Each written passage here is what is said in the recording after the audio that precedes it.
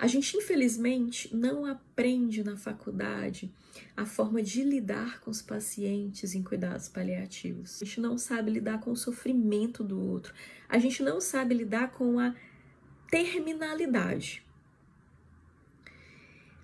Nesse contexto, entro na residência e vou fazer a avaliação do primeiro paciente lá no Instituto de Oncologia. Quando eu cheguei lá, o paciente estava tranquilo.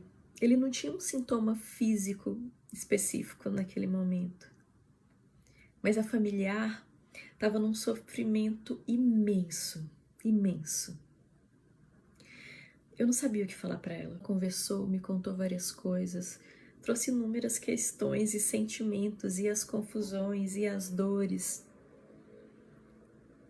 Eu não consegui abrir a boca para falar nada. E aquilo me angustiou de uma forma, porque eu não tinha resposta. E a gente é formado para dar respostas. E a gente se sente insuficiente, ineficiente, quando a gente não tem resposta.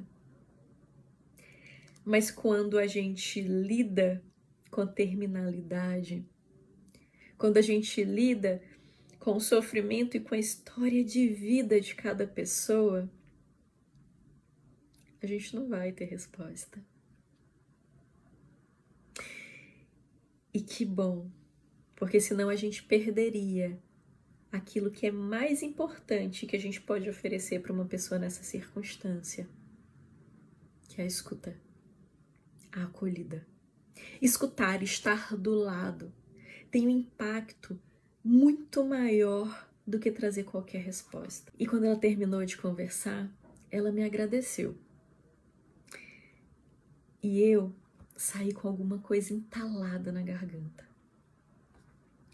Quando eu fui discutir o caso com o meu assistente, eu falei sobre isso. E ele perguntou, mas por quê que você tá com isso entalado? Eu falei, eu não sei. Para sanar essa angústia, eu comecei a pensar o que tinha acontecido e conversar com outras pessoas em relação a isso. Eu cheguei à conclusão que era alguma coisa que aquele caso tinha despertado em mim, se estudar sobre isso. E aí a gente começa a perceber como a gente foi inundado de coisas na formação que são maléficas para o exercício da nossa profissão. Uma é a questão irreal de que eu sei tudo e que eu preciso ter as respostas para tudo. Não, eu não sei tudo. E querer trazer essa imagem e que todo mundo tem essa imagem da gente gera um esforço e um sofrimento enorme, porque não é possível saber tudo. Trazer essa imagem para o paciente, para a família, de que eu sou dotado de todo o conhecimento, de todas as respostas, também é irreal, porque eu não sou. E isso traz um gasto energético enorme para a gente. E uma vinculação inadequada com o paciente e com a família. E aí a gente passa a entender a delícia que é o peso que a gente tira das costas quando a gente não importa de mostrar para o outro que eu não sei tudo e que tem algumas questões que eu vou precisar discutir com o colega, que eu vou precisar revisar ou estudar, que vai ter outras questões que são singulares, que você vai discutir com todos os colegas, os seus pares, e eles não vão ter resposta, e você vai pesquisar isso, aquilo, vai juntar e vai criar a forma de fazer aquele tratamento. A gente entende que a gente pode falar para o nosso paciente, olha, isso eu não sei, mas vamos pesquisar? E que ele vai gostar da tua sinceridade. A gente entende que quando a gente tira esse peso, diminui a chance da gente ter adoecimento profissional. Primeira etapa de qualquer processo de conhecimento. Eu nem sei que eu não sei. Até que chega um momento onde eu sei que eu não sei. E as coisas vão continuando.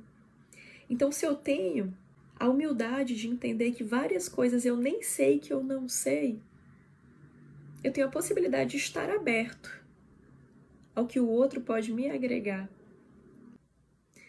Meire, tá, ok, entendi. Tem questões de transferência, tem questões de contra-transferência, eu preciso entender dos meus limites, eu preciso entender como que eu me expresso no convívio com o outro que está em sofrimento, passando por uma dificuldade muito grande. Eu preciso entender que eu não tenho todas as respostas e que bom, porque eu vou precisar me despir de tudo, descer do meu pedestal e estar de frente para o outro como ser humano que nós somos, cuidando de um outro ser humano, olhando nos olhos, na mesma altura. Isso mostra respeito, essa humildade de estar na altura dos nossos pacientes e familiares, de dar escuta para entender a real demanda que eles têm, para contornar, para dar suporte, para dar acolhida nesse momento sofrido. Faz diferença, causa impacto na qualidade de cuidado dessa pessoa. Não só isso, minimiza a chance do nosso adoecimento profissional. Eu erro ao não me ver como alguém que tem limite. Eu erro ao não me abrir para a discussão do conhecimento que eu não tenho. Por onde começar? Começar por uma escuta ativa, por estar do lado do outro, por observar, sabe? Eu digo que essa escuta é como se fosse uma meditação, porque eu tô inteira, vendo cada detalhe da comunicação não verbal, observando a comunicação verbal, fazendo a junção disso tudo e interpretando isso com conhecimento técnico para compreender a dor do outro, para entender a demanda do outro, para entender o que é uma questão para o outro. Um ser humano cuidando de outro ser humano, mas com interesse genuíno de oferecer tudo que eu posso oferecer, dentro das minhas limitações.